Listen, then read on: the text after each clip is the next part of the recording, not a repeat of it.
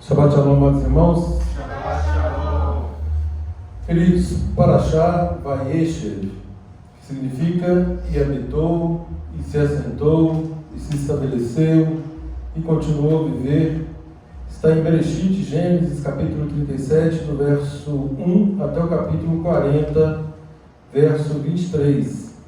Temos Haftará em Amós, capítulo 2, 6 até 3:8.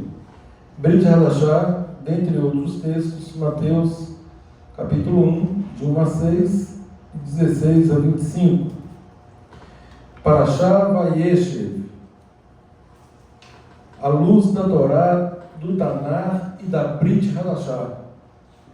Sobretudo, focando nos ensinos do nosso Mashiach Yeshua e, obviamente, seguindo os padrões que ele próprio nos ensinou, nos ensina, com esse objetivo não apenas de transmitir conhecimento, mas efetivamente formar discípulos, praticantes, conforme Mateus 7,24. Todo aquele, pois, que ouve essas minhas palavras e as pratica, será comparado a um homem prudente.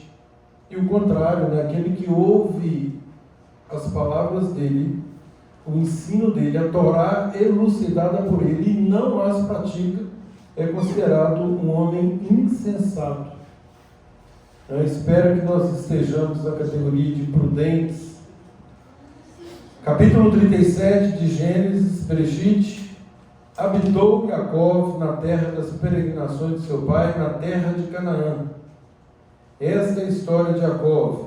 Tendo Yosef 17 anos, apacentava os rebanhos com seus irmãos, sendo ainda jovem, acompanhava os filhos de Bila e os filhos de Zilpa, mulheres de seu pai, e trazia más notícias deles a seu pai. Ora, Israel amava mais a Yosef que a todos os seus filhos, porque era filho da sua velhice, e fez-lhe uma túnica talar de mangas compridas. Vendo, pois, seus irmãos que o pai o amava mais que a todos os outros, odiaram-no e já não lhe podiam falar pacificamente. Teve Yosef um sonho e o relatou a seus irmãos, por isso o odiaram ainda mais.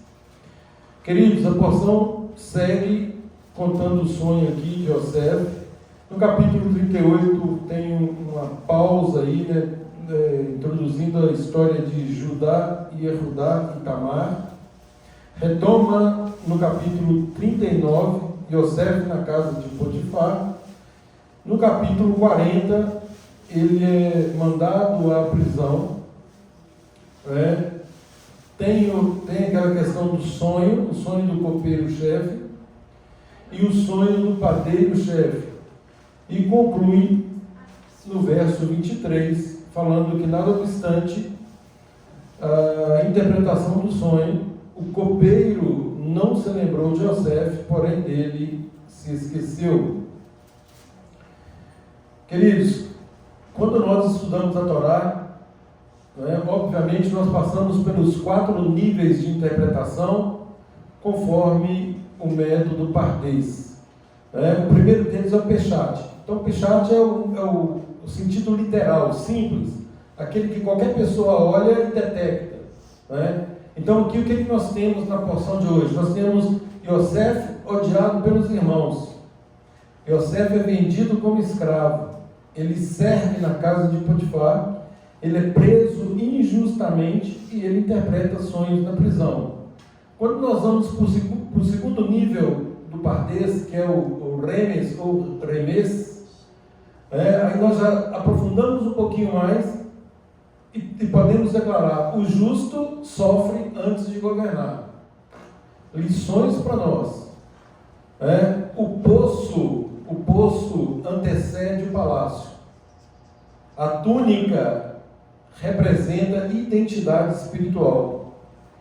E os sonhos apontam para um evento futuro. Aprofundando um pouquinho mais no Drash, vem a parte da palavra Midrash, interpretações, ensino, exortação. Também como princípio nós temos a fidelidade deve ser mantida mesmo sem recompensa imediata. Então, ser fiel ou sermos fiéis é uma qualidade de quem está servindo a Deus, independentemente se vai ser recompensado ou não. Por quê? Porque a nossa confiança está no eterno. A nossa fidelidade diz respeito ao compromisso que fizemos e fazemos todos os dias com Ele. Como princípio, a integridade é provada no anonimato. É quando ninguém está vendo. Então, somos íntegros na frente das pessoas, isso é uma coisa, temos que ser, é óbvio. Mas e quando ninguém está vendo? Nós mantemos essa integridade? Então é disso que trata a Paraxá. A liderança começa no serviço. Yeshua fala isso para nós, Aquele que dentre vós quiser ser o primeiro, que seja servo. Então, se alguém almeja qualquer liderança, essa pessoa tem que saber servir. Ela tem que querer isso primeiro e, obviamente, saber como servir. E aí nós temos o quarto nível do Pardes, que é o nível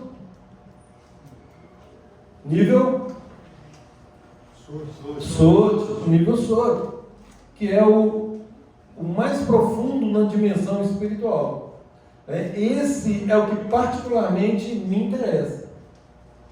É o que particularmente eu vou tentar passar para vocês hoje.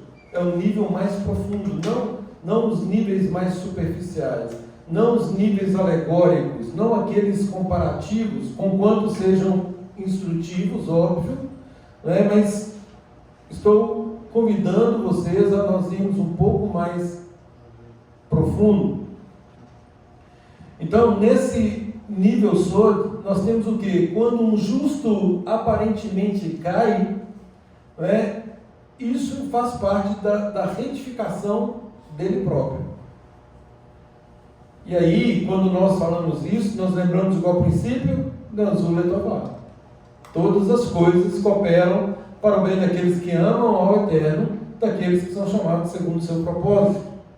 Então, se eu amo ao Eterno, se eu sou chamado segundo o propósito eterno, ainda que algo eventualmente não saia como eu planejei, isso faz parte do meu processo de retificação. Nós vamos tratar disso aqui especificamente em relação a Yosef. A oposição é um instrumento que o próprio Eterno usa de forma pedagógica para essa edificação. Então, quando alguém nos opõe, quando alguém nos é contrário, sobretudo nas coisas espirituais, é o Eterno utilizando, permitindo essa situação como um instrumento de retificação. Ou seja, hoje vai dar testemunho aqui nesse sentido, oposições manifestas e ao mesmo tempo aquilo acabou desaparecendo. Por que desapareceu? Porque o Eterno nos testa, nos prova. É uma provação como estamos nos comportando diante das provas que se nos apresentam. Então isso é um instrumento. E todos que querem, a palavra fala isso, todos que querem viver de forma piedosa, ou seja, aqueles que querem caminhar segundo as instruções do Eterno, sofrerão perseguições, oposições. Então, se alguém aqui não está sendo perseguido, se não tem ninguém se opondo, cuidado, você está no caminho errado. Tem alguma coisa aí que não está certa. Porque aqueles que querem viver de forma piedosa, aqueles que querem fazer a vontade do Eterno, aqueles que querem agir como discípulos de Yeshua, sofrerão perseguições e oposição inexoravelmente. Inexoravelmente. Qual é a coisa boa disso? Que a presença do Eterno, não importa onde estejamos, nesse processo de tikkun, de retificação, a presença dele é uma constante na nossa vida. Nós não vemos aqui, na porção de hoje, em nenhum momento, Yosef reclamando da ausência da terra. Muito pelo contrário, né? O tempo todo ele está glorificando o nome da terra. Então, não importa se ele está no poço, se ele está no palácio, se ele está sendo servo, se ele está no calabouço, na prisão, o Eterno está com ele. E aqui nessa porção nós sabemos que onde ele passava, onde ele passou, ele prosperou. Por quê? Porque o Eterno era com ele. Então, em momento algum, ele ficou abandonado. Esse é mais um princípio para nós. Enquanto mantivermos a nossa confiança nele, o desejo de prosseguirmos no caminho da retificação, ele jamais vai nos abandonar. Jamais. Então, nós temos que cuidar para que nós não desanimemos. Porque o Eterno está conosco todos os dias. Ele quer nos conduzir em triunfo, e isso é maravilhoso. E nós sabemos que nesse nível mais profundo, vários estudiosos falam sobre isso. Yosef aqui, ele prefigura o Mashiach, que também o Mashiach, ele foi o quê? Maltratado, ele foi moído, ele foi achincalhado, sofreu. É óbvio que ele será exaltado, mas nesse primeiro momento, tudo que o Mashiach sofreu, Yosef, ele prefigura esse sofrimento. Jogado no poço, vendido como escravo, acusado injustamente de estupro, lançado na prisão. E aí, na próxima porção, nós estudaremos o êxito dele em relação a tudo isso. O momento da exaltação, também prefigurando a vinda do Mashiach, onde ele, é lógico que ele já foi exaltado, mas ele será também no reino milenar, durante os 1000 anos, em que ele nos regerá todos. Não encoste nessa mesa, por favor. Essa mesa é um problema. Então, queridos, os estudiosos falam o seguinte: o texto começa: e Yaakov habitou na terra das peregrinações de seu pai. Segundo o Bereshit Rabá 84, fala que Yaakov desejava tranquilidade após muitos anos de conflitos. Nós estudamos que ele estava lá na terra junto com Labão, com o sogro, e tudo que ele sofreu, aquela coisa da reconciliação com o irmão. Então ele estava querendo ali um pouco de tranquilidade.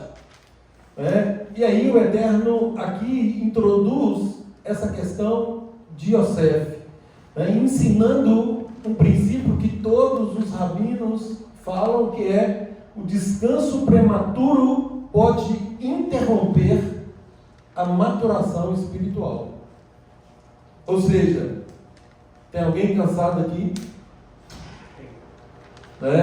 Um descanso prematuro pode interromper a maturação espiritual. O Eterno ainda está tratando conosco. Nós estamos aqui, queridos, não importa quantos anos vivamos, tudo muito fugaz, muito rápido, mas estamos aqui num processo de maturação espiritual.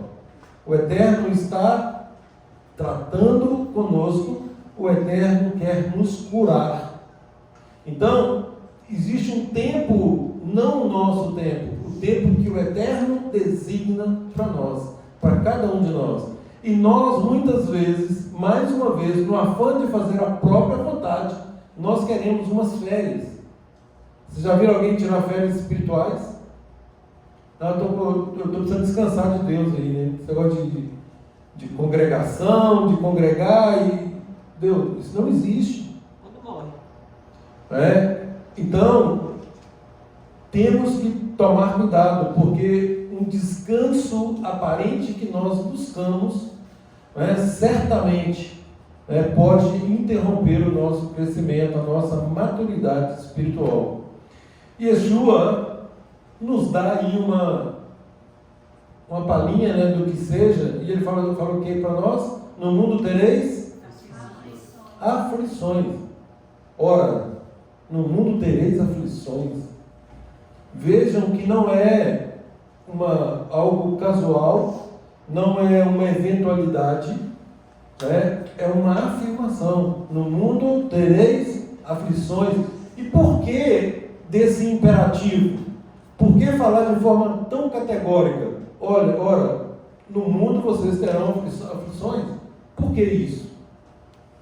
Já falei no começo. Todos que querem viver de forma piedosa, de forma a agradar ao Eterno, sofrerão perseguições. Então essas perseguições são aflições. O mundo caminha numa direção, nós caminhamos na direção contrária. O mundo está indo de ponta cabeça. Nós estamos tentando colocar a coisa na ordem certa. Então, no mundo tereis aflições. Mas ele prossegue nessa assertiva. O que ele diz? Tende bom ânimo. Eu o quê? Eu venci o mundo. Como ele venceu o mundo?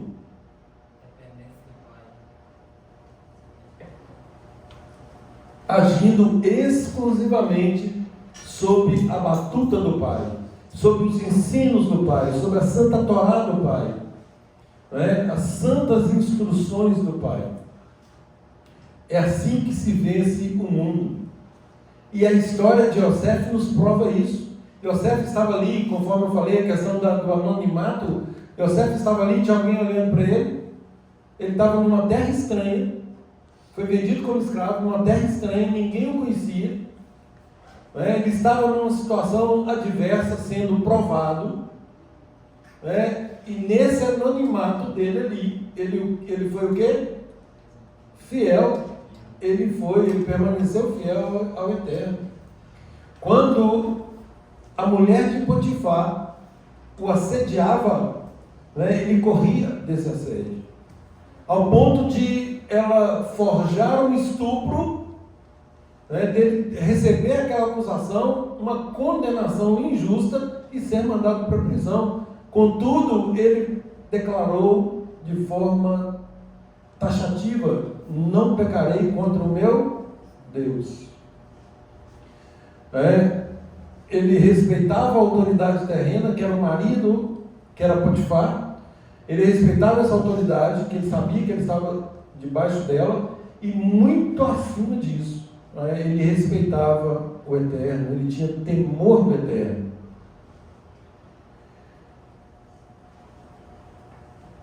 E aí, queridos, nós temos que meditar o que nós temos buscado, com relação à missão que o Eterno tem para nós. Eu estou buscando descanso, conforto, ou eu estou buscando capacitação para a missão para o qual eu fui designado? O que eu estou buscando? Quando eu percebo uma resistência espiritual, uma oposição, uma perseguição, como eu reajo?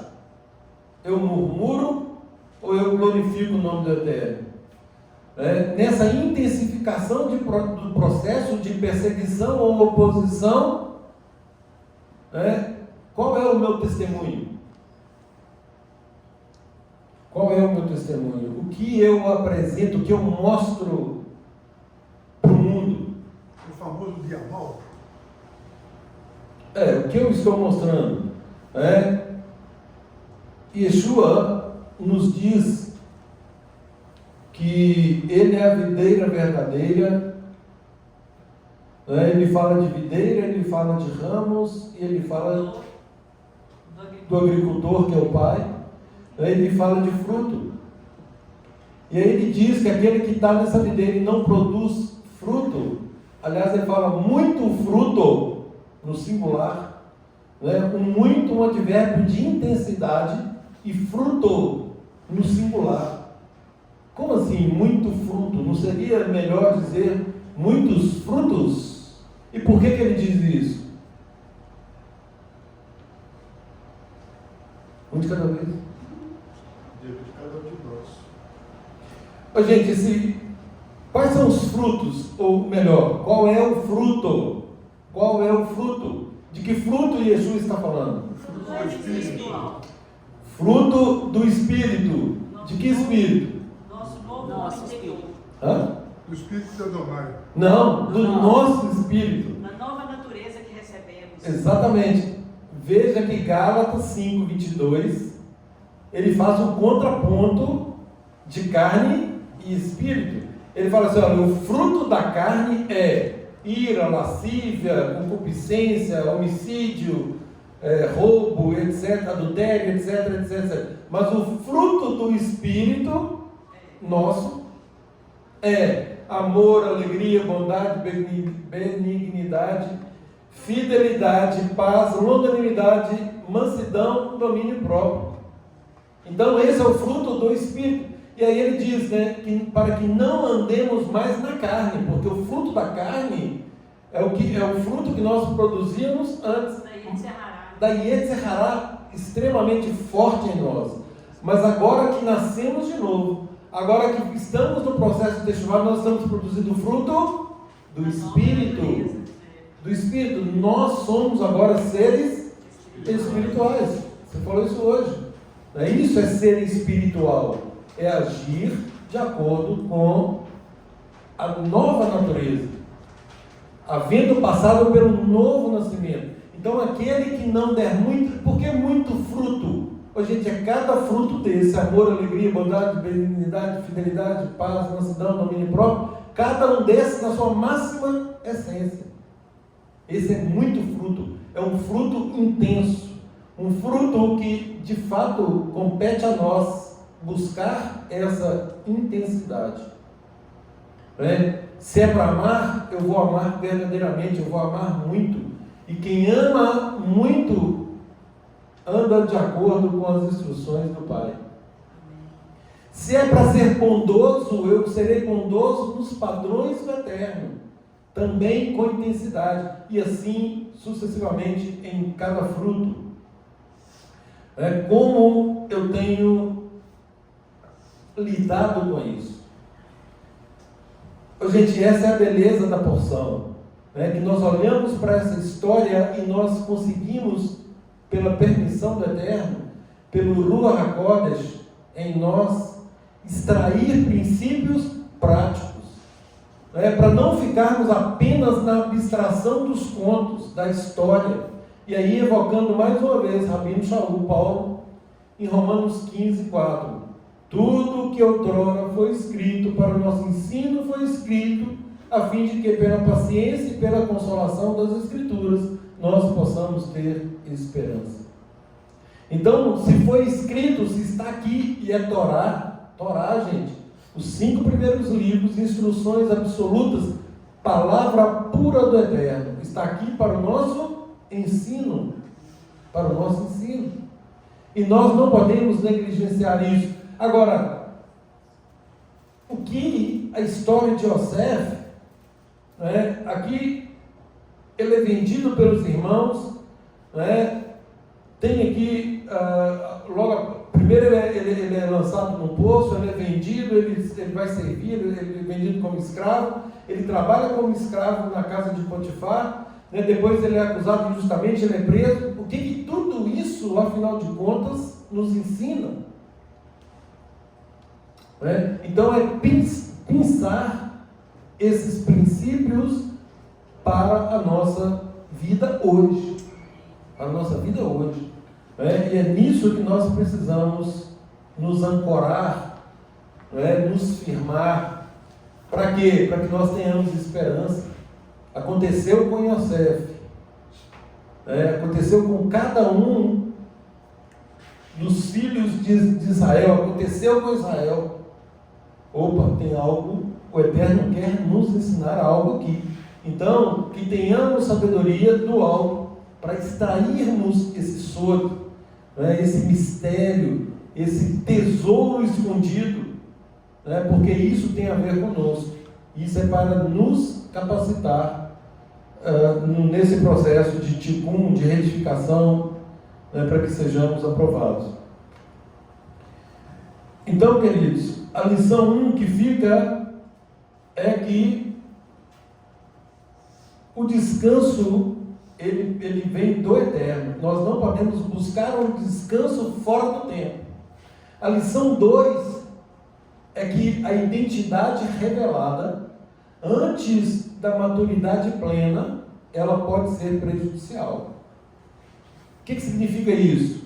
Nós temos aqui Yosef, primeira declaração, né? Israel amava a Yosef. Ou melhor, ele amava mais a Yosef.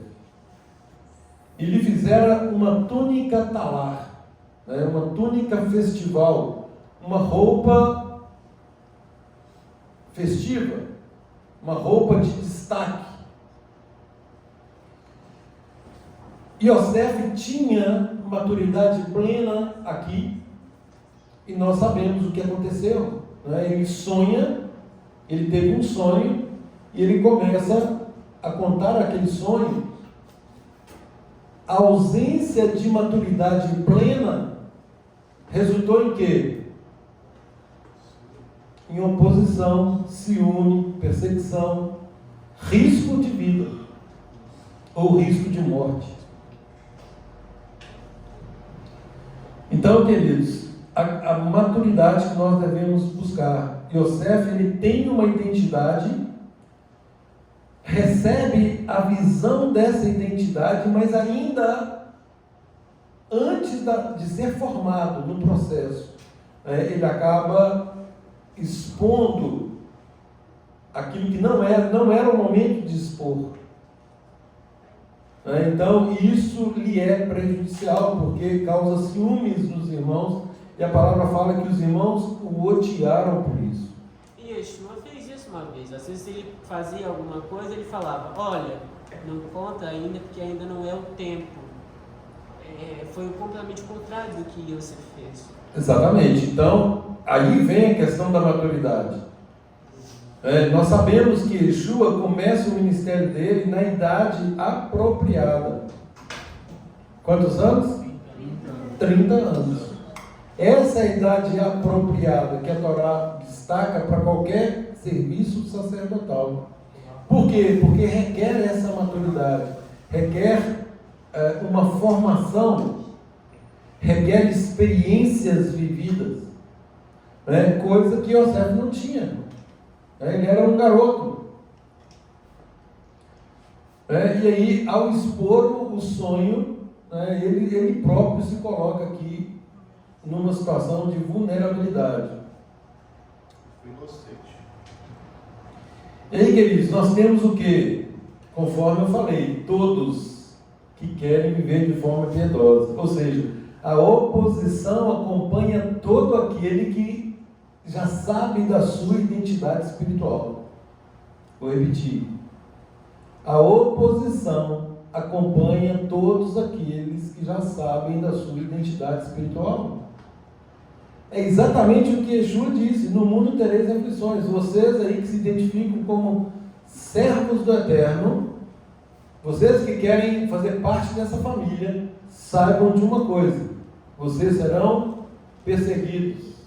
E as forças espirituais já identificam a pessoa na hora também. Exatamente. Sabe quem era quando ela chega no lugar. Agora, olha que interessante. Se nós estamos maduros, se nós até temos aí uma certa maturidade,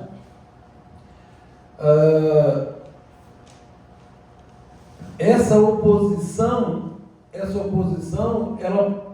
ela contribui, está dentro do processo de Ganzul Letová.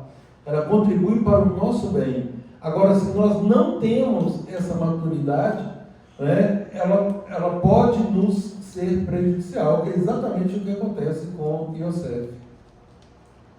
Então, nós precisamos identificar isso, para que saibamos o momento certo daquilo que o Eterno está nos revelando. Lá no Salmo 105:19 fala isso, até que se cumprisse a sua palavra, Adonai o provou. Então, gente, até que se cumpra a palavra do Eterno em relação a cada um de nós, nós estamos debaixo de prova. Estamos debaixo de prova. Até quando? Até que se cumpra a palavra do Eterno em nós. Para nós. Já disse, todos estamos numa missão. Todos estamos numa missão. E é interessante que às vezes um servo de Deus chega num lugar, encontra alguém que ele nunca viu antes, a pessoa passa a não gostar dele de graça e perseguir ainda naquele local, né? Então a gente é tranquilo. Quantos já não tiveram essa percepção? O que opera na pessoa identificou quem a gente é, a identidade espiritual da gente, está seu ponto. Exatamente isso, gente. A identidade espiritual, a energia espiritual. Todos nós passamos por isso. Vocês já tiveram contato com pessoas que percebem naquele exato momento que a pessoa tem alguma coisa aqui que está pesado, está difícil. O ambiente se torna hostil. Isso, gente, é essa oposição. E aí Yeshua, lá em João 15:20, fala o quê? Se a mim me perseguiram, Quanto mais vocês, né? também vos perseguirão. Se a mim me perseguiram, quanto mais vocês. Entendeu? E aí, ele afirma, também vos perseguirão. Gente, nós olhamos para a história dos patriarcas, tudo que está escrito, né? No nosso ensino. Nós olhamos para todos eles e todos têm um ponto em comum. Todos passaram por diversas provações. Diversas provações.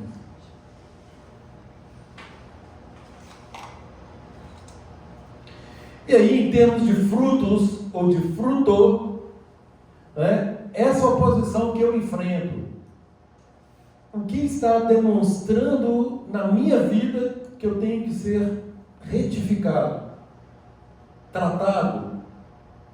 É isso que nós precisamos estar atentos. O Eterno quer tratar algo, Ele está revelando para tratamento e cura. O que vamos fazer? Nós vamos acatar, nos sujeitar a Ele, ou nós vamos nos insurgir, nos rebelar? É como estar no hospital, né? Oi? É como estar no hospital, né? Exatamente. É como um hospital. Só que nem todos reagem ao tratamento. Ou melhor, nem todos querem o tratamento. É uma doença extremamente grave. Risco de morte. E o médico dos médicos prescreve um tratamento e a pessoa recusa. Isso não acontece? Sim, acontece. Estudando a Torá, esse conceito fica muito fácil para a gente entender, né? Que tudo coopera para o bem dos que amam a Deus e são chamados segundo o seu propósito. Tem isso que Qualquer situação de oposição, Deus quer nos fortalecer em alguma área que nós estamos frágeis ainda. A gente tem que Exatamente. ser humilde, né? Agradecer aquela resistência, assim, o que eu preciso ser mais forte. A gente sempre vai sair mais forte se tiver essa atitude, né? tem gente que às vezes não quer nem ver o manual que diz que você está doente. Às vezes nem quer o tratamento porque não quer acreditar que está doente. E outra coisa, às vezes ela nem aceita que está doente. Ela sabe que está, mas ela não aceita. E essa não aceitação impede o tratamento, o agir de Deus. Falava isso hoje com o irmão durante o nosso tempo lá dentro. O primeiro passo para a retificação, para a correção, para a cura, é o reconhecimento. E a palavra fala do arrependimento, do processo de techuvá, de querer retificar. Terceira lição, os sonhos. Muitas vezes, gente, a revelação que o Eterno nos dá exige silêncio, além da maturidade. Primeira coisa é a maturidade, exige maturidade. O Eterno dá um sonho, fala assim, Yosef sonhou. Requer aqui maturidade e requer silêncio. Boca fechada. Boca fechada. Quantas vezes, gente, que nós nos empolgamos com algo, abrimos a boca e a coisa não acontece?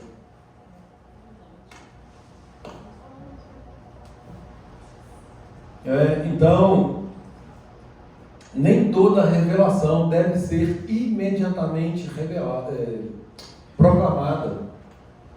O Eterno nos revela algo, vamos orar sobre isso, vamos meditar sobre isso. E no momento oportuno, é óbvio, isso tem que ser proclamado. No momento oportuno. E nesse aspecto, gente, o silêncio se traduz como sabedoria, como obediência ao Eterno. Porque o Eterno não mandou, quando é para falar imediatamente, ele já dá o recado pronto. Então, mas nós é que temos que ter sabedoria de discernir se é algo para agora, se é algo para o futuro. Veja bem, Yeshua fala assim: ainda tenho muito que vos dizer, mas não o podeis suportar agora. É mais ou menos isso, né? Tanta coisa que nós precisamos ouvir, mas ainda não é o momento oportuno. Vai chegar o momento. Nós não temos a maturidade para lidar com isso nesse exato momento. Yeshua fala isso de forma, em outras palavras, muito clara. Tenho muito que vos dizer, mas vocês não o podeis suportar agora. Como assim? Estou pronto, Senhor. Manda aí. Será? Isso aqui não é algo que nós podemos discutir. Porque ele sabe por quê? Porque ele conhece a natureza humana. E qualquer um, gente, qualquer pessoa, e Yeshua deixa isso claro também, tanto é que ele diz que se nós dependermos do Pai da forma como ele dependeu, nós vamos agir como ele agiu e fazer com muito mais intensidade. Então, nesse sentido, mas ele o Eterno aguarda o momento oportuno de maturidade. É por isso que Shaul nos fala de tempo decorrido. Nós precisamos atender o tempo decorrido. Isso não significa pressa, mas também não pode significar inércia. Uma pessoa não pode ficar estagnada no reino. É impossível. Leituras, orações, meditações, isso é o básico do básico. Jejuns, básico do básico. E isso, gente, é uma questão de prioridade. Prioridade. Se nós não priorizarmos, ou se nós não temos o reino do Eterno como prioridade, isso não vai acontecer. Pois não? Por coincidência, a Elza me passou esse livrinho agora para eu ver, Tempo para Adorar, e eu achei tão interessante, falou profundamente comigo, falando de cada profissão e como que eles separam um tempinho para eles lerem a palavra. Fala de um médico que ficava o dia inteiro trabalhando, aí ele estudava cedinho, acordava cedo para estudar. O outro com o mercadinho, toda hora que folgava os clientes, você corria para a mesinha de Torá e estudar um pouquinho da Torá. Cada pessoa arranjando um tempo no dia. Me falou profundamente, olha que lindo, nós temos que ter esse tempo no dia para estudar, Todos nós. Gente, se o nosso dia, ou melhor, se no dia que o Eterno nos permite viver, se nós não temos um tempo dedicado a Ele, com oração, leitura da palavra, meditação, esse dia é cortado, esse dia não valeu de nada. E o contrário é verdadeiro. Quanta satisfação, para quem está acordando cedinho aqui, meditando na palavra, postando aí 6 horas da manhã.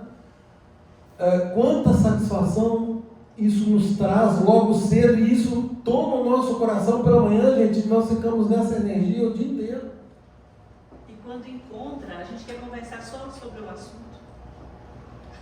E a palavra fala isso, quando vos reunis, uns têm admoestação, outros têm palavras de glorificação eterna, palavras de ânimo, enfim, esse é o nosso papel, gente. Porque a boca vai falar o quê? Está cheio o coração. Do que o nosso coração está cheio. Se nós nos enchermos de coisas do mundo, quando encontrarmos, nós só vamos falar de coisas do mundo. Agora, quando priorizamos o reino. A primeira coisa que sempre vem quando estamos juntos, nós queremos o quê? Edificar uns aos outros. Contar as experiências, aquilo que o Eterno tem feito na nossa vida. Isso é maravilhoso. Não é? E Yosef estava aqui inocentemente proclamando isso. Olha, eu tive um sonho. Né? Ele entendeu o propósito, ele entendeu que era uma coisa boa. Só que quando você declara um sonho onde outros se curvam perante você, opa, que história é essa? É perigoso contar, né? Que história é essa? Nós vamos nos curvar? Você vai ser nosso Senhor? Né? Você vai ser superior a nós? Aí começa, né? Começa. Ainda mais que ele era um dos mais novos, né? Exatamente. Mas aqui, só sobre, rapidamente, você está falando sobre ler a palavra todos os dias. A gente acorda de manhã com esse compromisso entre nós. Eu já vou ali escovando os dentes, me arrumando, já ligo no celular os capítulos ou o capítulo do dia, que é intercalado, um dia 1, um dia 2.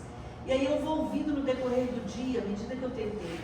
Se o meu dia estiver mais tranquilo, eu já faço logo cedo. Senão eu vou ouvindo, na hora que eu tenho um tempinho, eu paro, medito e compartilho. Então, quer dizer, hoje não tem desculpa, todo mundo tem um celular que pode acessar o YouTube e ouvir o capítulo do dia. Né? Uma vez eu falei com o Senhor, hoje eu não li a Paraxá porque não deu tempo. Cheguei tarde em casa, não deu tempo de ler. O que você estava fazendo entre 3 e 6 da manhã? Falei, dormindo. Sei, então, podia estar lendo. É aquilo que... Aí eu pensei bem... Às vezes não é que a gente não tenha tempo, é porque a gente não quer arranjar tempo. A gente quer uma desculpa. Desculpa, às vezes Está priorizando, está valorizando. Prioridade, gente. Prioridade. Né? Quando nós elegemos uma prioridade, nós a cumprimos. Né?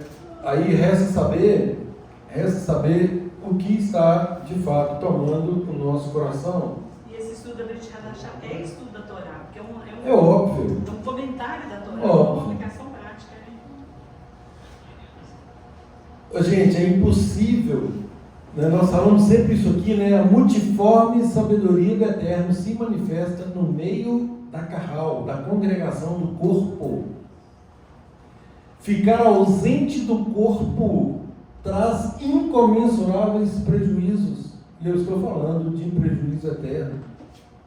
Estou falando de prejuízo material. Traz prejuízo material também. Mas sobretudo eterno.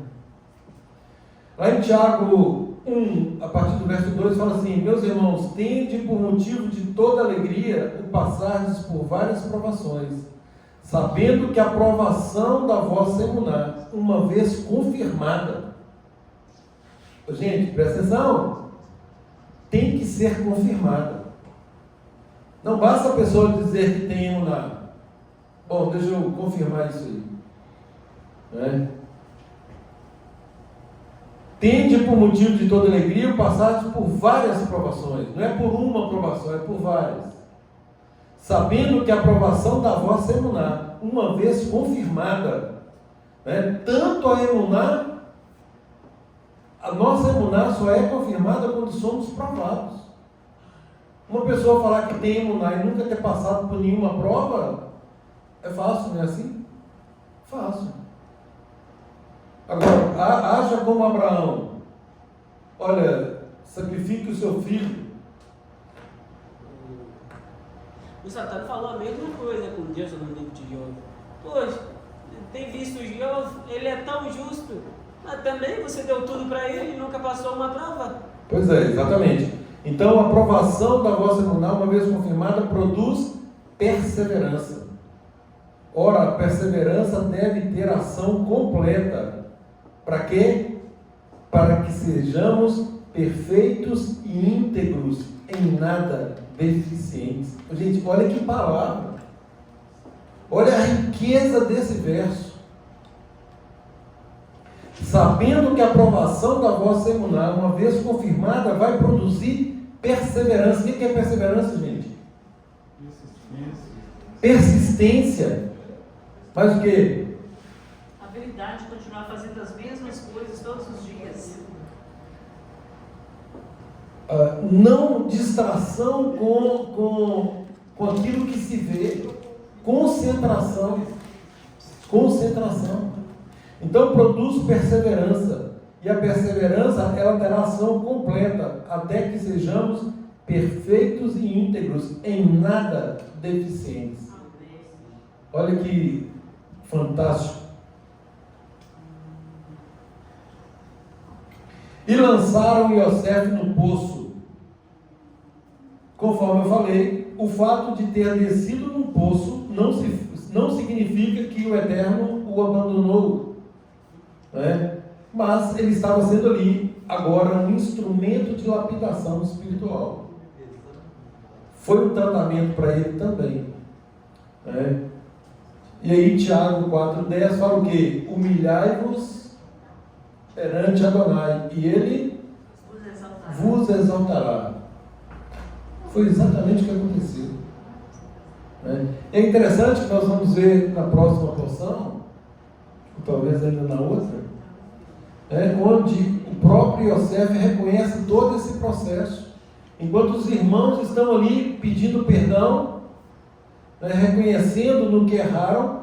Ele falou assim: olha, isso foi permissão do Eterno. O Eterno permitiu isso para que vocês até sobrevivessem. Agora sim nós temos uma maturidade espiritual plena, o reconhecimento do plano do Eterno. Mas, gente, quantas vezes nós lembramos de coisas do passado e nós falamos assim: nossa, agora eu estou entendendo. Nós entendemos o que nos aconteceu, como fomos tratados, né, e quais os benefícios advindos desse tratamento. Por quê? Porque o Eterno não nos abandonou, né? Ainda que momentaneamente nos sintamos sós. Pode acontecer, mas não estamos abandonados, né? O Eterno está conosco.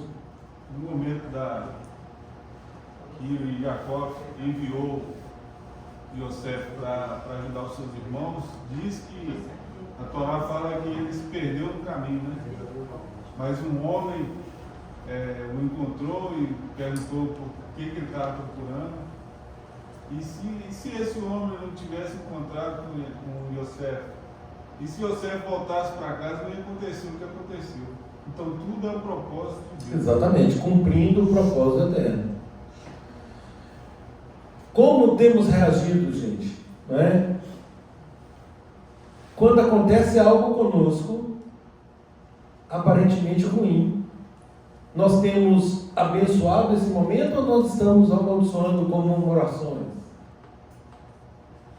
Nós efetivamente podemos declarar que todas as coisas cooperam para o bem daqueles que amam a Deus, ou reivindicar: Senhor, o Senhor sabe que eu te amo, né? O Senhor sabe que eu estou aqui para andar de acordo com as tuas instruções, e eu sei que isso vai cooperar para o meu bem.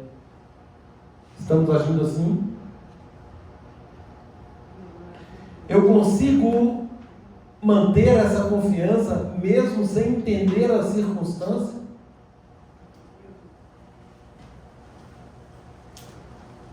Imagine-se lançado num poço. Cada um de nós nos lançaram no poço. Como estamos nos comportando agora? Lá no fundo do poço. Estamos pensando que o Eterno vai dar livramento ou estamos pensando o pior? Será que o Eterno vai me livrar? Será? Até no Holocausto, né, as pessoas que tiveram esse tipo de pensamento, elas tiveram chance de sair. Muitos deles, verdade. Enquanto os outros se desesperavam. E nós temos também histórias de vários, né, mano, que mesmo sabendo o que ia acontecer, como aconteceu, eles mantiveram firmes. Aceitaram o veredito como sendo a vontade do Eterno. né? E com certeza essas pessoas estarão no Olam Rabá, né? E serão aí, receberão o necessário galardão da terra. Maravilhosa confiança em Deus elas tiveram. Né? Isso. Muitos se desesperaram, mas muitos, né, a gente sabiam que não, o Eterno está conosco, não importa. Semelhante aos amigos de Daniel. Não, se vocês não prestar culto aqui, não se inclinarem, vocês serão lançados na fornalha. Eu me lembrei. Que eu seja lançado na fornalha. Né? Eu sirvo a um Deus que Ele pode me livrar, se Ele quiser. E se Ele não me livrar, Ele vai continuar sendo meu Deus, por acabou. Lembrei de Simples uma assim. situação extrema de um rapaz cristão, uma pessoa temente a Deus, que foi queimado aqui na usina, 90% corpo. Eu estava de plantão no dia, quando a ambulância chegou e tal. E aí, todo queimado, ele falou para uma pessoa: avisa para minha mãe que eu estou tranquilo, que eu estou na mão de Deus, o que ele fizer para mim está ótimo. Ele faleceu nas primeiras 24 horas, mas o testemunho ficou: avisa para minha mãe que eu estou bem, o que ele fizer para mim está ótimo. Achei aquilo, assim, nunca me esqueci. 90% do corpo queimado, e ele morreu dentro de 24 horas. Mas ficou aquele consolo para todo mundo, sabe? Gente, vejam que declaração. Você lembra desse negócio? Né? Quantos não murmurariam? Quantos não questionariam até mesmo a própria existência divina? E essas palavras aí estão sendo lembradas no Shabbat, imagina para Deus, hein? Conforme Essa semana também divulgaram um vídeo de 5 reféns do Hamas, judeus, e eles era a época da festa de Hanukkah, e eles sabiam que ia ser mortos, mas eles arrumaram um jeito de celebrar o Hanukkah dentro dos túneis. Então eu achei interessante aquilo. No gueto de Varsóvia tinha gente fazendo uma tzá em Pêssar comemorando Hanukkah, no meio da Segunda Guerra. santidade no secreto, manter a aliança independentemente de circunstâncias, independentemente se tem alguém vendo ou não. Entendeu?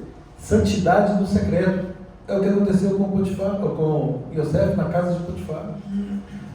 Como cometeria eu tamanha maldade e pecaria contra o Eterno? Como? Veja uma preocupação de um servo, de alguém que foi adequadamente, apropriadamente instruído. Como eu ia fazer tamanha maldade, possuir a mulher de outro, pecando contra o meu Deus? Como eu vou fazer um negócio desse? Gênesis 39:9. Então, queridos, a fidelidade no secreto sustenta a posição que o Eterno quer nos dar em público. E aí nos lembra outra coisa que Yeshua nos diz: quem é fiel no pouco, gente, a palavra é maravilhosa, que ela vai ela vai se encaixando, se adequando, nos provando a veracidade das promessas do Eterno. Pois não? Eu acho interessante que Yosef, onde ele chegava, as pessoas aproveitavam da bênção de Deus na vida dele e falavam assim: pode fazer, tudo que você faz está certo. Foi o que aconteceu com Jacob também, né? Tudo que Era fazia. para ser superior a ele, o chefe, Potifar era para ser superior, se colocou ele na mesma posição praticamente que ele. Aí ele foi para a prisão, e o interessante... Teve a confiança do carcereiro. E pela primeira vez, assim, depois de tantas vezes lerem a história dele, eu observei uma coisa, que também tem aqui no Brasil, não sei se tem lá fora também, provavelmente deve ter, presídios para pessoas, para classes, né? Tem o presídio dos poderosos. Ele não foi para qualquer presídio. Ele foi para o presídio de pessoas importantes, né? Então, assim, até nisso o Eterno ter cuidado. Porque aqueles homens que foram presos, que o copeiro, né, O e o padeiro. padeiro, eles eram Serviam ao pessoas- rei. Eles Aham. serviam Ao rei. né? Eles não iam, se José tivesse ido para Uma prisão presídio comum. Aham. ele não ia encontrar com eles. E ele não seria o governador. Exatamente. Yeshua diz, né? Quando orares, faça-o em secreto, e o teu Pai que vem em secreto te recompensará. É interessante que Yeshua faz um paralelo aqui daquele que sobe e faz uma oração para Deus, e o outro que faz oração para quem? Para os homens. Para si mesmo. Orava de si para si. Já viu isso? Orava de si para si. Não está falando com Deus, está falando para si próprio. Senhor, eu não sou como esse pecador aí. Ele não estava orando, porque a oração tem requisitos. Basta olhar para a oração que Yeshua nos ensina para ver os requisitos. Porque Jacob, na paraxá passada, Deus abençoou ele, mas ele não se sentiu grande. Pelo contrário, ele disse: eu sou pequeno por causa das benesses que eu recebi. O fato é o seguinte: quando reconhecemos um atuar do Eterno na nossa vida, sobretudo aí quando é visível a prosperidade sobrenatural, nós nunca podemos perder o temor a Ele. Temos que manter a humildade, manter sabendo que é Ele que provê as nossas necessidades. Não é mérito nosso, é mérito dele. Ele faz isso porque Ele é bom. Na Brit Hadashah de hoje fala sobre isso. No capítulo 4. Pois é. A prisão, autoridade sem posição. 39, 21. O Eterno era com José. Ora, mas ele estava preso. E daí?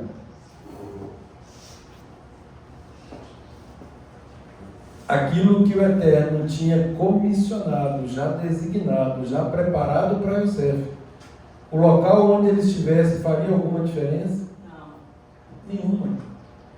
Aquela palavra. O Eterno era com ele. Aquela palavra de Isaías, não temas e nem te espantes. Eu estou contigo. Por onde quer que andares. E aí entra isso que a Marceliane falou, gente. Ele estava ali e ele obteve o favor da autoridade que estava sobre ele. O carcereiro, o aliviou. E aí Yeshua fala isso também: aquele que quer ser o primeiro, seja servo de todos. Então, em nenhum momento nós percebemos Yosef querendo uma posição elevada, mas mantendo-se humilde e fazendo o papel de servo. E aí, para nós, em termos de exame de fruto, eu estou servindo alguém, ou alguns, ou algum irmão, mesmo sem ter nenhum reconhecimento. Aí, Ednei, a sua situação? Estou servindo, não pretendendo reconhecimento, ou eu estou buscando reconhecimento como pagamento do meu serviço? Eu estou sendo fiel no lugar que o Eterno me permitiu estar hoje?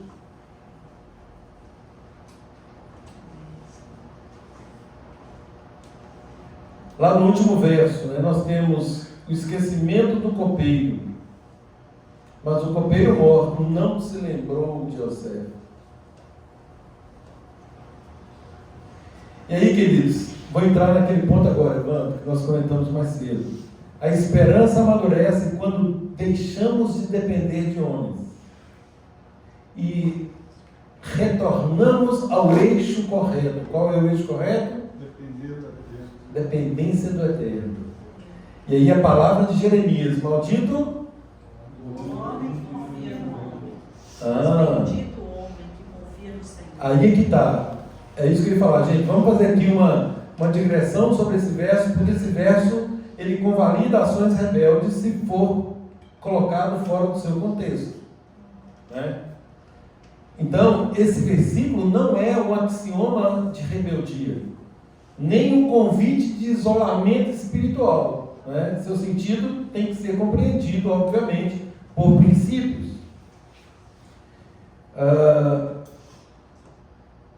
E aí o seguinte: qual é o núcleo do pecado? O núcleo do pecado não é confiar em pessoas. O núcleo do pecado não é confiar em pessoas. Qual é o pecado original? Independência. Independência. Então, qual é a forma de não pecarmos? Dependermos de Deus.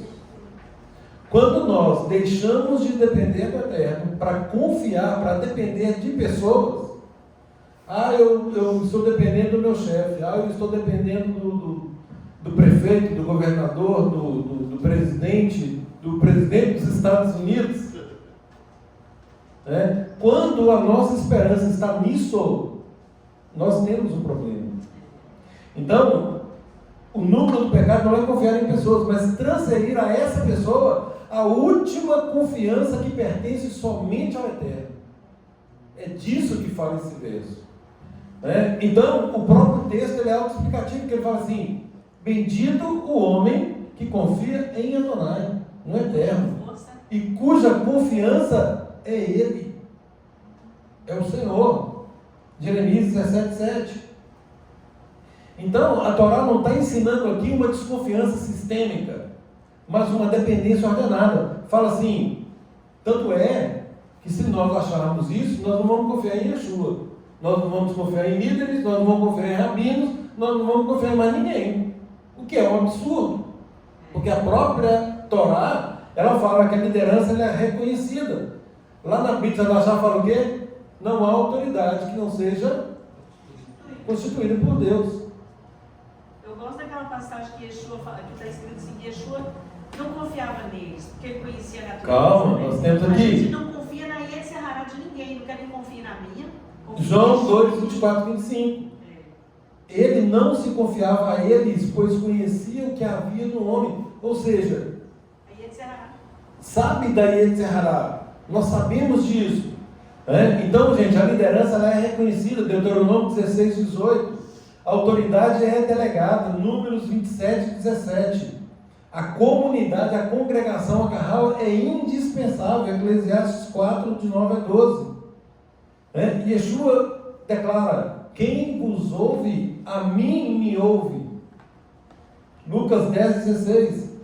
E ao mesmo tempo esse verso de João 2, 24 e 25, ele não se confiava a eles, porque ele conhecia o que havia no interior do homem. Ou seja, o problema não é confiar nas pessoas. Presta atenção nisso, gente, para esse verso, para resolver isso na nossa mente. O problema não é confiar nas pessoas é saudável, quando mediado pelo temor do Eterno. Na visão aí, né? Isso. De Yeshua vivendo em nós. Confiar em pessoas como última fonte gera frustração e caracteriza o quê? Idolatria. Ô, gente, nós fizemos isso aqui, né? Politicamente falando, não vou citar muito, mas politicamente nós fizemos isso. E até essa semana ainda estávamos confiando em um outro político estrangeiro. E aí vem um balde de água fria, né? Aí a palavra fala o quê? Confiar em pessoas como última fonte gera frustração e é idolatria. Olha que loucura. E aqui, gente, especificamente com relação ao atraso e ao esquecimento do copeiro, também serviram para a purificação da esperança de Yosef. Olha, Yosef, fica tranquilo aí, porque esse esquecimento ele é providencial. Não é o momento ainda. Você vai se lembrar no momento certo. Tanto é que foi. Então, queridos, o que nós temos que fazer? Nós transferimos a homens as expectativas que pertencem ao eterno. Aí nós somos malditos. Se fizermos isso, nós somos malditos. A minha frustração, ela revela essa idolatria relacional. Ou seja, eu estou depositando de fato a minha confiança no presidente dos Estados Unidos, no presidente de outra nação, ou a minha confiança está no eterno? Foi o que nós conversamos agora há pouco. Falei assim, eu penso que isso foi a última esperança humana se esvaindo para mostrar o quê? Ou nós vamos depender agora exclusivamente, já era para ser assim, né? Mas não há mais nenhuma esperança humana para nós em termos políticos. Não é? Os sábios apontaram lá no conceito chamado Makut Mashiach, que dizia que no fim dos tempos, quando estivesse mais perto da volta do Messias, os seres humanos seriam as piores criaturas que já passaram pela face da Terra. Por quê? Porque aí a gente já não conseguiria mais ter um parâmetro de confiar em qualquer outro homem que não faça parte daquele lá, ou que seja um enviado realmente do Eterno. A gente só teria o Eterno e a Cabal. Mas essa é a ideia. Se não tivesse havido, e aí nós vamos entrar agora num outro ponto fantástico dessa paraxá. Se não tivesse havido, gente, um distanciamento da Torá por parte daqueles que aguardavam, não aguardar, de guardar, daqueles que guardavam a Torá, ao invés de eles seguirem com essas instruções, o que houve? Um distanciamento. E esse distanciamento causou rupturas ao longo da história. Nós vamos entrar nisso daqui a um minutinho. Só para fechar aqui, no aspecto que Yosef aponta para Yeshua, ele foi rejeitado, ele foi fiel no sofrimento e ele foi exaltado no tempo do Eterno.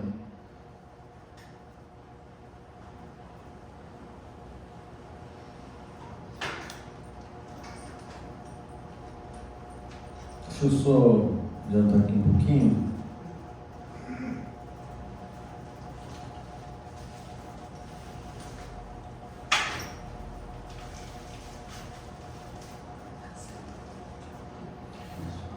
Gente, uma frase que eu li de um rabino que fala assim: quando a prosperidade, presta atenção nisso, quando a prosperidade cresce sem a Torá aplicada, ou seja, na prática, quando a prosperidade cresce sem a Torá na prática, o justo passa a ter preço e a consciência desconto. Consegui captar?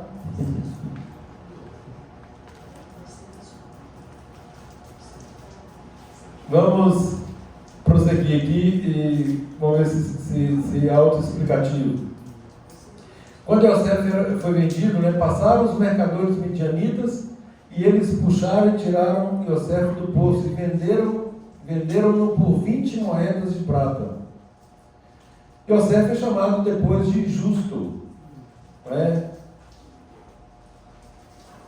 Ele não é vendido apenas por ódio. Teve aqui também uma conveniência econômica.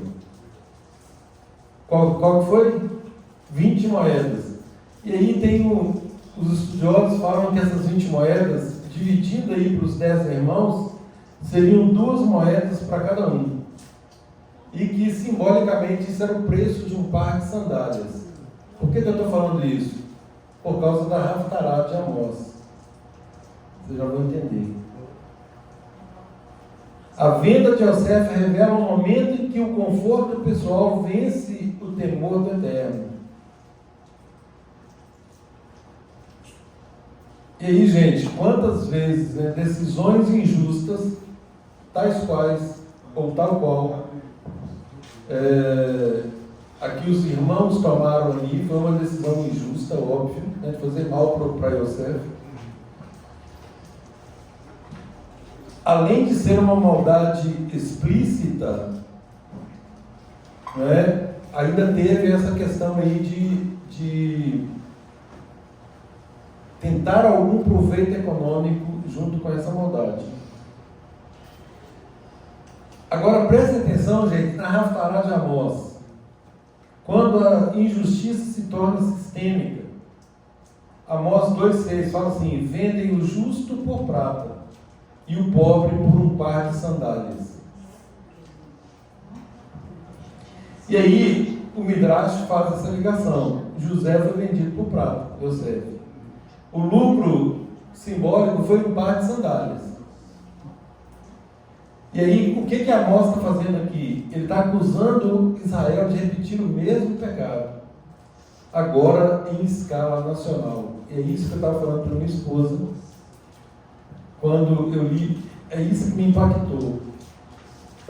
O pecado dos irmãos não ficou no passado, ele se institucionalizou. Sério demais, né? Gente, o que isso nos comunica?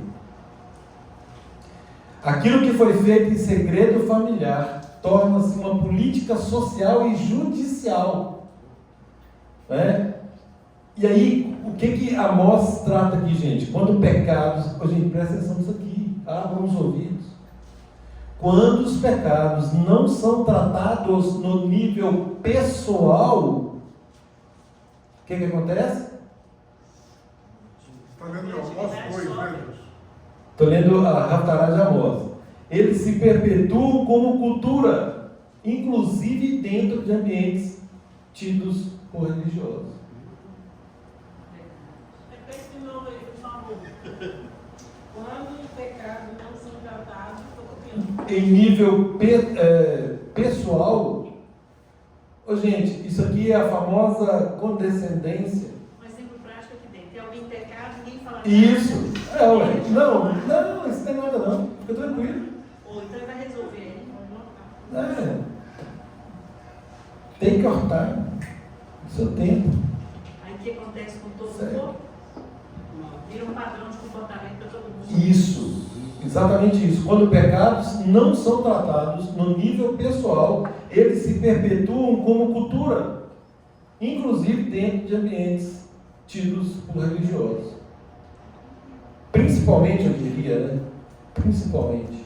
A poligamia mesmo, que antes era algo inimaginável no começo ali do Bereshit, ali a gente já vê que já está, não é que está podendo, mas ninguém está contestando mais.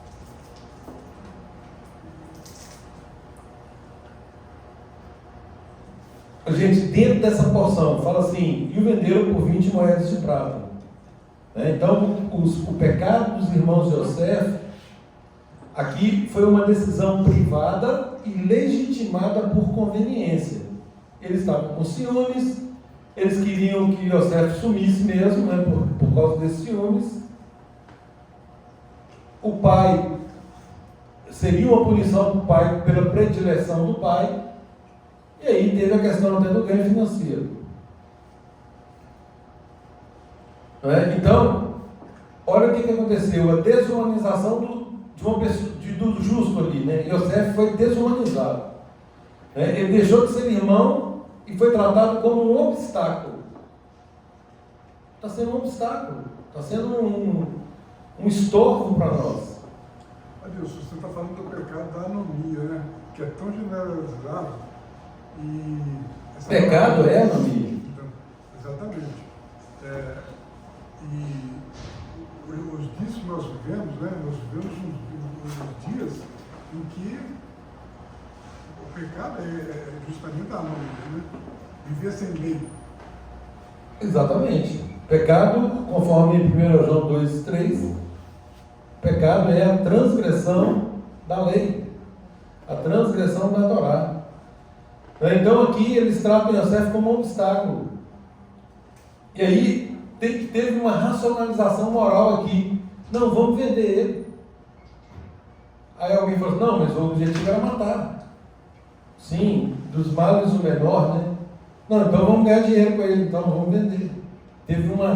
Teve um espaço de racionalização. Entre uma coisa e outra, vamos racionalizar aqui, vamos vender. Deus preservou a vida dele. Que proveito há? Exatamente. Qual que é o proveito dele? 20 moedas. Um lucro simbólico, né? Um pequeno lucro simbólico, né? Em contrapartida a uma grave falha ética dos irmãos, obviamente, né? Que não fizeram isso com o irmão e, o que é pior, deixaram o pai num estado de absoluta agonia. Porque ele sofreu quantos anos, gente, com essa notícia de morte? 22 anos. Encobrimento coletivo. Não, a congregação sabe, mas está tudo certo, gente. Nós somos humanos, né? Não, nós somos humanos, somos falhos. É assim que nós justificamos. Silêncio, mentira ritualística e normalização, eu diria até normatização. Tem gente que não apenas acha normal, mas quer também normatizar o anormal. Não, peraí, isso era há 3.500 anos atrás. Vamos fazer diferente agora. Ah, mas peraí, Yeshua falou que as coisas têm que ser como no princípio. Não, mas vamos fazer diferente. Afinal de contas, nós somos a sinagoga do Eterno. Nós temos que contextualizar a instrução dele. Isso era lá, não pode ser mais agora. Ô, gente, estou sendo irônico, né? Óbvio. Está claro, né?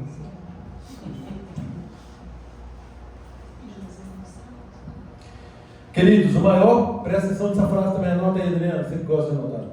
O maior perigo espiritual não é errar apenas, mas é errar e concordar com o erro. Porque quando nós erramos e arrependemos, o que nós fazemos? Mudamos. Retificamos, corrigimos, mudamos a rota. Está errado, corrige e volta para a rota correta. Agora, quando erramos e concordamos com o erro, esse é o maior perigo espiritual.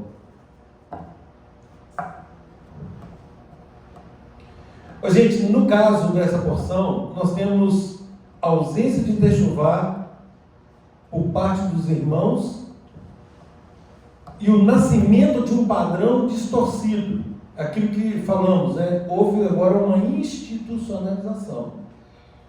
Conforme foi dito, eles deixaram o pai pensar que o filho estava morto por muitos anos. Então, olha, eles continuaram com a vida deles. Eles prosperavam, lideravam tribos, mantiveram o segredo. Até quando? O crescimento do José verdadeiro. Até o momento que o Eterno traz fome sobre a terra, e os faz agora serem confrontados Pelo seu pecado. pelo próprio pecado. O pecado oculto, gente, não desaparece, ele amadurece. Ele manifesta, uma hora ele aparece, uma hora ele manifesta. Entendeu aí, direito? Entendi. A palavra fala em Provérbios 28:13: o que encobre as suas transgressões jamais prosperará.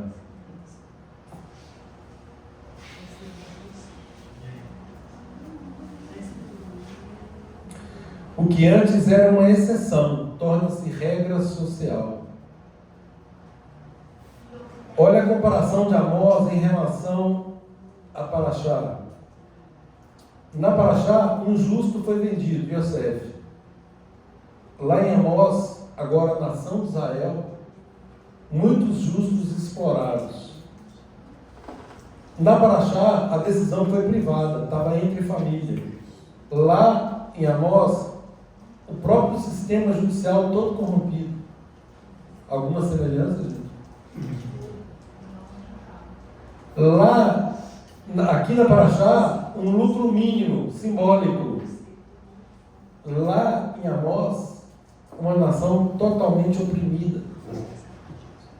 Na Paraxá, um silêncio sepulcral acerca do erro.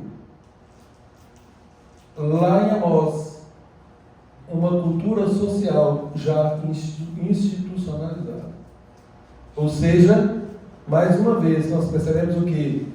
O desvio, o distanciamento da Torá, né, fez com que se mudasse o comportamento de uma nação. Pois, gente, por isso que o pecado é grave. Por isso que o homicídio é grave, o assassinato é grave. Nós já falamos sobre isso, né? Quando uma pessoa é morta, dependendo da pessoa, né? Não é só aquela pessoa que é morta, são gerações. Gerações. O pecado faz o mesmo estrago. Um outro pecado, né? Faz o mesmo estrago, porque contamina gerações para frente. Por isso é que nós somos conclamados o tempo todo a retificar o mais rápido possível. Hoje, se ouvirdes a voz do Eterno, voz de quê? De reconciliação, de techuvá, não endureça o coração. Quanto mais cedo voltar, menos reflexos terão. E o contrário também é verdadeiro.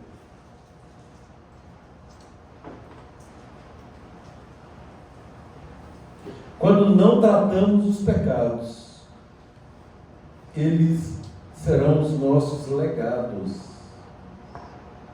Ou seja, alguém vai herdá-los.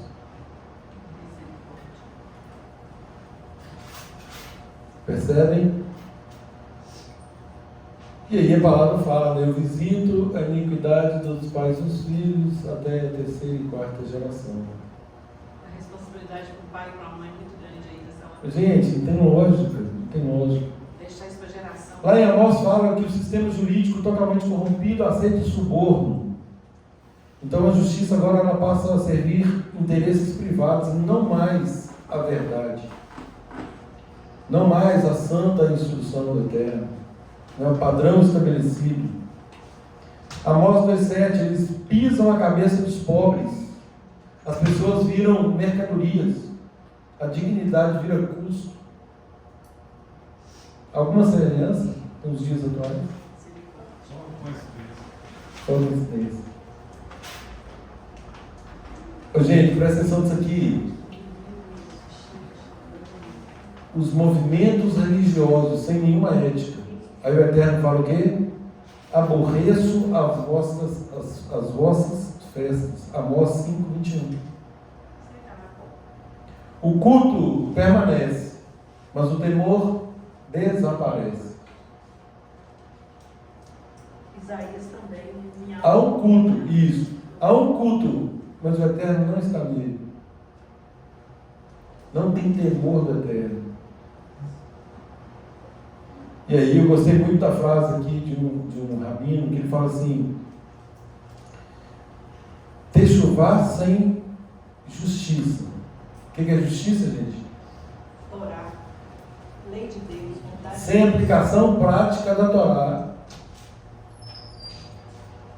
Não é neutralidade, é cumplicidade. E aí eu remeto ao vídeo que nós fizemos da culpabilidade. Religiosidade, techuvá sem Torá, não é neutralidade, é cumplicidade. Quando a gente volta na essência da Torá, que é a simplicidade de Yeshua, né? Não adianta fazer A essência, techuvá, sem ter a essência da Torá, que é o comportamento.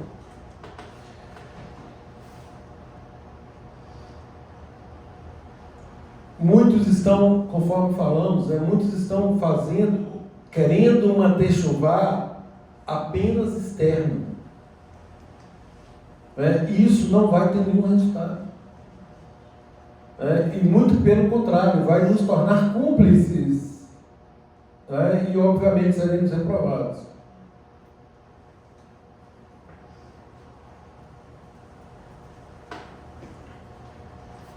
Comparando Yosef, comparando o ensino de Yeshua, comparando a Haftará de Amós, tem uma conclusão muito lógica. Fala que Yeshua não foi rejeitado por falhas pessoais, mas por ameaçar estruturas legitimadas. Qual era a estrutura que Yeshua ameaçava? Autoridades. Ele ameaçou foi o orgulho daqueles que cumpriam a Torá. Exatamente, a autoridade, exatamente. O sinédrio, o sistema religioso como um todo. E Yeshua fala isso: assim invalidais a Torá pela vossa tradição. Gente, mais claro que isso. Esse é o nosso Messias, que aponta, que coloca o dedo na ferida, que vocês estão invalidando a Torá, colocando a tradição acima da própria Torá. Estão invalidando. Então ele está revelando o quê? Que a tradição ela pode proteger o pecado. Eu posso ler um pequeno texto de Isaías? Só um minutinho. O sistema pode crucificar o justo, condenar o justo e absolver o culpado. Esse é o sistema. E uma pseudo-ordem, ou seja, uma ordem falsa, ela é caracterizada como idolatria.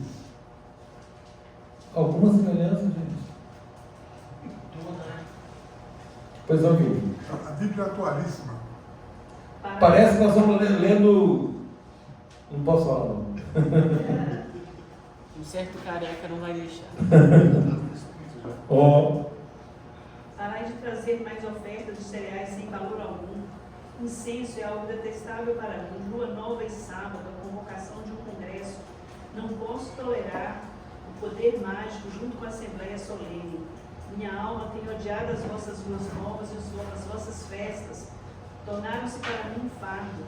Fiquei cansado de suportá-las. E quando estendeis as palmas das vossas mãos, eu escondo de vós os meus olhos. Embora façais muitas orações, eu não escuto. As vossas próprias mãos se encheram de derramamento de sangue. Limpai-vos, limpai-vos, removei a maldade das vossas ações de diante dos meus olhos. Cessai de fazer o mal, aprendei a fazer o bem, buscai a justiça, endireitai o opressor, fazei julgamento para o menino órfão de pai, pleiteai a causa da viúva. Vinde, pois, e resolvamos as questões entre nós, diz o Eterno. Embora os vossos pecados se mostrem como escarlate, serão tornados brancos como a neve. Embora sejam vermelhos como o pano carmesim, tornar-se-ão brancos como a lã. Se quiseres e deveras escutares, comereis o melhor desta terra. Mas se vos negardes e realmente fordes rebeldes, sereis consumidos pela espada, pois a própria boca do Eterno o disse. É muito sério. Olha, presta atenção aqui na conclusão desse tópico. O mesmo padrão comportamental que vendeu Yosef, o mesmo padrão comportamental que vendeu Yosef, institucionalizou a injustiça. O mesmo padrão foi o que também levou Yeshua ao madeiro. O mesmo padrão.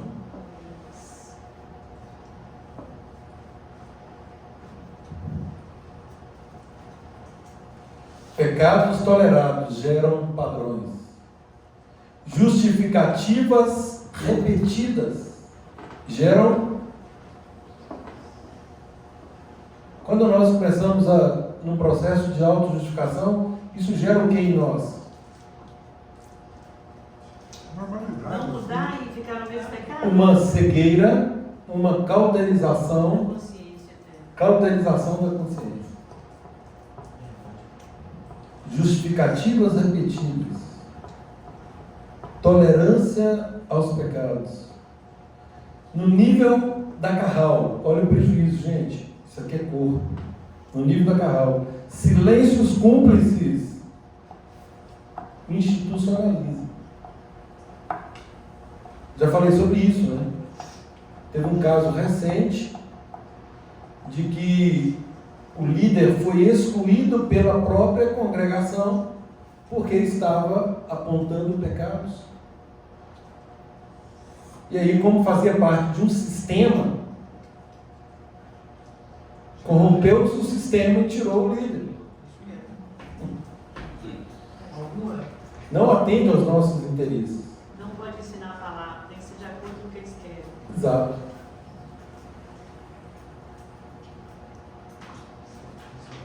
A Torá ensinada deve ser vivida. O culto ativo requer uma consciência proativa e não inerte. Não adianta ensinar e permanecermos na inércia. É o que nós cotidianamente temos falado. E aí, a palavra fala que os covardes não herdarão o reino. Quem são os covardes?